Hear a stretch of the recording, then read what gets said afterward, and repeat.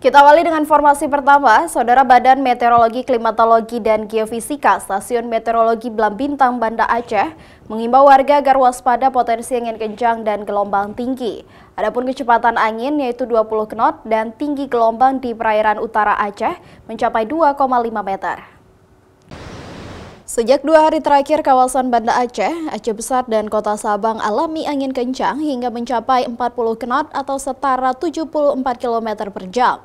Beberapa pohon tumbang seperti di Kecamatan Ulekareng, Banda Aceh.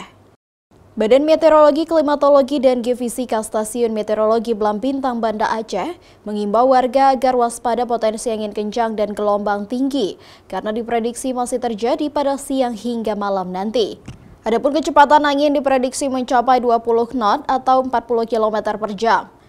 Kondisi angin kencang ini dinilai masih aman, namun warga dihimbau untuk menghindari pohon besar yang berpotensi tumbang.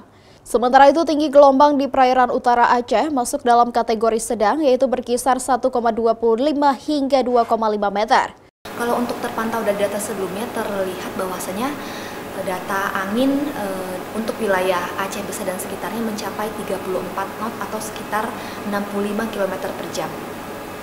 Oke, tapi diprediksi hari ini masih ada angin kencang atau seperti apa?